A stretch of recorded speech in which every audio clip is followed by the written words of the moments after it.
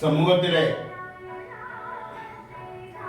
ദരിദ്ര വിഭാഗത്തിൽപ്പെടുന്ന ഒരു വിഭാഗം തൊഴിലാളികളാണ് ആശാ വർക്കർമാർ.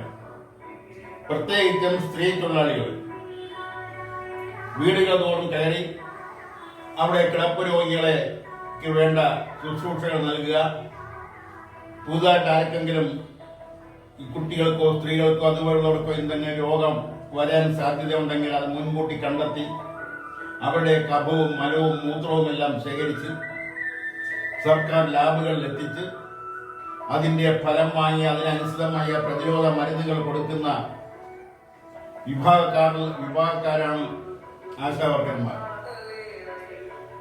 അവര് സമരമുഖത്താണ്. സമരരംഗത്ത് അവർ സമരം തുടങ്ങിയിട്ട് ഇന്ന് 125 ദിവസമാകുന്നു.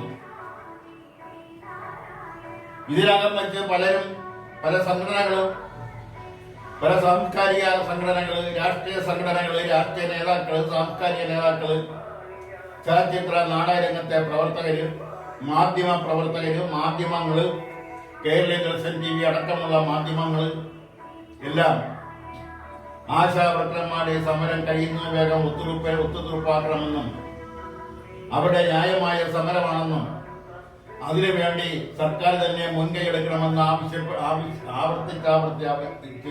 ആവശ്യപ്പെട്ടിട്ടുണ്ട്. എന്നാൽ എന്തുകൊണ്ടോ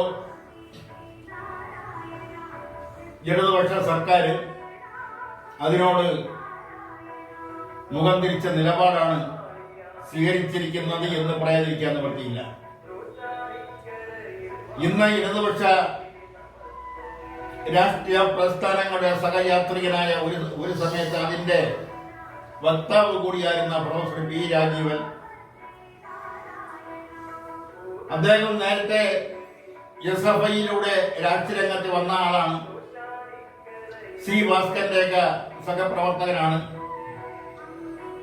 അദ്ദേഹം. അതിനുശേഷം CPIMോട് ചില രാഷ്ട്രീയപരമായ ആശയപരമായ അഭിപ്രായ വ്യത്യാസം ഉണ്ടായി. നക്സലൈറ്റ് ആഭിമുഖ്യമുള്ള ജനകീയ സാംസ്കാരിക വേദിയുടെ പ്രവർത്തകനാവുകയും അതിന്റെ തിരുവനന്തപുരം ജില്ലാ പ്രസിഡന്റ് ആവുകയും ചെയ്തു. അന്നും അദ്ദേഹം കോളേജ് അധ്യാപകനാണ്, എഴുത്തുകാരനാണ്. അങ്ങനെയുള്ള ബി രാജീവൻ ഇപ്പോൾ ആശാവർക്കറുടെ സമരത്തിന്റെ കൂടെയാണ്. 96 വയസ്സുള്ള വാസു, ഗ്രോ വാസു എന്നാണ് അറിയപ്പെടുന്നത്. ഗ്രോ എന്ന പേര് അദ്ദേഹത്തിന് കിട്ടുന്നതിനുണ്ടായ ഒരു കാരണമുണ്ട്. മാവോ റയോൺസിലെ അടച്ചിട്ട് തൊഴിലാളികളെ പട്ടിണിക്കിട്ട് പട്ടിണി മരണങ്ങൾ സൃഷ്ടിച്ച ബെർളയ്ക്കെതിരെ സമരം നയിച്ചവരിൽ പ്രമുഖനായിരുന്നു വാസുവേട്ടൻ. അന്ന് വാസുവേട്ടൻ എന്നാണ് അറിയപ്പെടുന്നത്. അദ്ദേഹം അന്ന് പ്രതിദാനം ചെയ്ത യൂണിയന്റെ ചുരുക്കപ്പേരാണ് ഗ്രോ. അന്ന് വാസുവിനോടൊപ്പം മോയിൻ ബാപ്പും കെ അജിതയെല്ലാം സമരമുഖത്ത് നിന്നവരാണ്. അങ്ങനെയുള്ള ആ വാസു അതിനു മുമ്പ് അദ്ദേഹം നക്സലൈറ്റ് പാർട്ടിയുടെ പ്രവർത്തനമായിരുന്നു.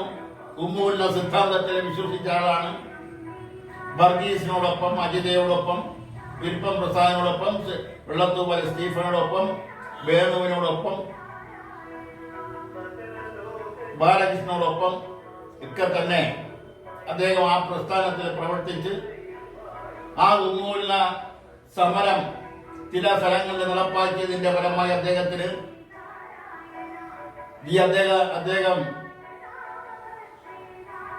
അദ്ദേഹത്തെ ജീവപര്യന്തം ശിക്ഷിച്ചു.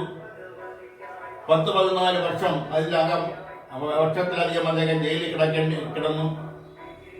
അവിടെ നിന്നെല്ലാം അതായത് അദ്ദേഹത്തിന്റെ സൗന്ദര്യമുള്ള സമയം മുഴുവൻ ജയിലിലായിരുന്നു എന്ന് പറയുന്നതായിരിക്കും വസ്തുത. അവിടെ നിന്നെല്ലാം പുറത്തിറങ്ങിയ ശേഷമാണ് അദ്ദേഹം വെറുതെ ഇരുന്നില്ല. അദ്ദേഹം മാവോ റയോൺ സമരത്തോട് ബന്ധപ്പെട്ട അതിന്റെ നേർക്കെതിരെ നിന്നുകൊണ്ട് തന്നെ സമര രംഗത്തിറങ്ങി. ഇപ്പോൾ അദ്ദേഹത്തിന് 96 വയസ്സുണ്ട്. 96 വയസ്സ് വളരെ നിസ്സാര കാര്യമല്ല. 96 വയസ്സുള്ള ഗ്രോ വാസു ഇന്ന് ആശാവർക്കർമാരുടെ സമരത്തിന്റെ ഭാഗമായി മാറിയിരിക്കുന്നു. കേരളത്തിലെ ഒട്ടുമുക്ക രാഷ്ട്രീയ പ്രസ്ഥാനങ്ങളും ഈ സമരം ഒത്തുതീർപ്പാക്കണമെന്ന് ആവശ്യപ്പെട്ടു. എന്തിന് ഇടതുപക്ഷ മുന്നണിയിലെ പ്രബല രണ്ടാമത്തെ പാർട്ടിയായ CPI പോലും ഈ സമരം ന്യായമാണ്, അവരുടെ പ്രശ്നങ്ങൾ പരിഹരിക്കണം, ആ സമരം ഒത്തുതീർപ്പാക്കണമെന്ന് ആവശ്യപ്പെട്ടു. നിരവധി വനിതാ സംഘടനകൾ സമരരംഗത്തുള്ളവരെ സഹായിക്കാനായി അവർക്ക് ഐക്യദാർഢ്യം പ്രഖ്യാപിച്ചുകൊണ്ട് രംഗത്ത് വന്നു. കേരള ജനാധിപത്യ മഹിളാ ഫെഡറേഷൻ ഒഴിച്ചുള്ള വനിതാ സംഘങ്ങൾ. എന്നിട്ടും എന്തുകൊണ്ടാണ് സർക്കാർ അവരുടെ നേരെ ഒരു നിഷേധാത്മകമായ നിലപാട് സ്വീകരിച്ചിരിക്കുന്നു എന്നുള്ളത് മനസ്സിലാവുന്നില്ല. അവരാരും സമ്പന്ന വിഭാഗത്തിൽപ്പെട്ട തൊഴിലാളികളല്ല, സമ്പന്ന കുടുംബങ്ങളിൽ നിന്നും വരുന്നവരല്ല, ദരിദ്ര കുടുംബങ്ങളിൽ നിന്നും വരുന്നവരാണ്. അവരുടെ അങ്ങനെയുള്ള ആ ആശാവർക്കരന്മാര്, പ്രത്യേകിച്ചും സ്ത്രീകൾ മാത്രം നടത്തുന്ന ഒരു സമരം, ആ സമരമാണ് ഇന്ന് 125 ദിവസം പിന്നിടാൻ പോകുന്നത്. അവിടെ പിന്നിലെ മറ്റ് രാഷ്ട്രീയ കക്ഷികളുടെ പിന്തുണ അല്ലെങ്കിൽ മറ്റ് രാഷ്ട്രീയ കക്ഷികളുടെ സഹായങ്ങൾ ഉണ്ടായിരിക്കാം. അതൊന്നും നിഷേധിക്കുന്നില്ല. ഇന്ന് അവർ നിലമ്പൂർ ഉപതെരഞ്ഞെടുപ്പിൽ നിലമ്പൂർ നിയോജക മണ്ഡലത്തിലെ വീടുകൾ തോറും കയറിയിറങ്ങി അവരുടെ അവസ്ഥകൾ വിശദീകരിക്കുന്നു. അവർക്ക് അവരുടെ ന്യായമായ ആവശ്യങ്ങൾ സർക്കാർ അംഗീകരിക്കണമെന്നുള്ള ആവശ്യപ്പെട്ടുള്ള